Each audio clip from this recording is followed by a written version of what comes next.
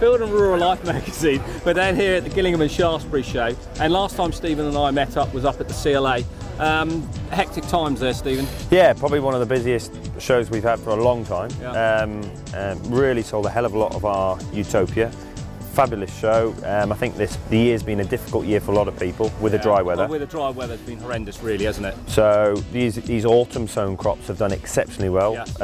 Yeah, we did very well, and touch wood, by looking at the weather that we're seeing now, we're getting the damp weather, which these autumn autumnal now, isn't it? Exactly. So hopefully those autumn sown crops are coming on very well. Yeah. But no, all in all, we're having a very, very good time, and we're getting into our time now of selling other bits and pieces. Can I just introduce you to Peter Stagg, the head keeper of Beaulieu estate? He's been a long friend of ours, long loyal customer of ours.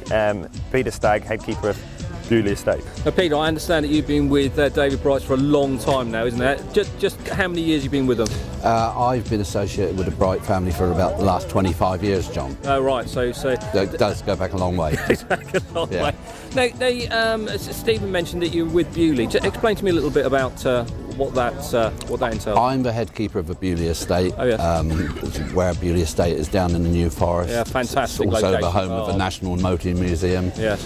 It is a sporting estate, and myself and my team look after the wildlife interest of the estate. Yeah, so the pheasant shooting, the deer management, a lot of what it says on the stand behind us. Yeah, yeah. Now, just go over one or two of the David Bright's products. In as much anything in particular that you really do like working with.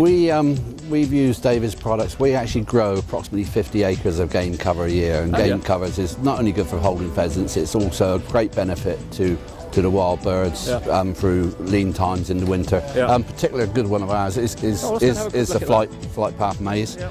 Favourite? It's one we've used for, I don't know, possibly about the last 10 years. Right. It stands well through the winter. Yeah. It always provides cover. It crops well, so when the cobs form, that produces good feed source, not only for game birds, but as I say, also it's a benefit to all sorts of wild birds through the winter. Yeah, absolutely. And it stands from right through till about, I don't know, end of March, early May, and then it's topped. Then obviously the grain which is left is then on the ground. It's also a benefit to all manner of things. Yeah, so absolutely.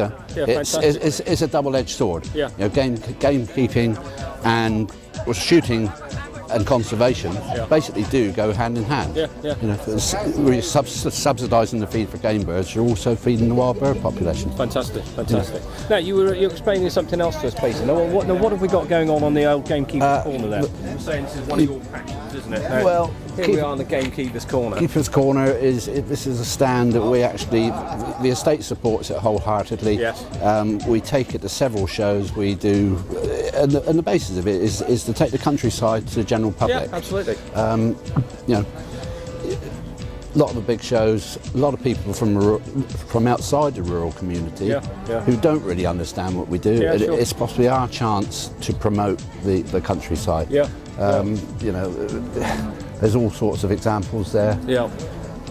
I mean, fabulous reptiles board. There we got the mammals. That's Keeps all the children informed there, and we got the shooting competition. Yeah, well, that's just a small mission statement I wrote many years ago. Yeah. And basically it says that on any well-managed sporting estate, you're not only going to find game birds, but you're going to find a thriving raptor population. And a lot of it's due to predator control, substitute feeding. Yeah. There's a vast array of flora and fauna because the rides are managed for shooting. Yeah. So it gives big open spaces within the woodland. The woodland's managed, so you've got a floor to the woodland. So all in all, as I say, you know, as it says on the bottom, without shooting, the countryside as we know it today will be lost forever.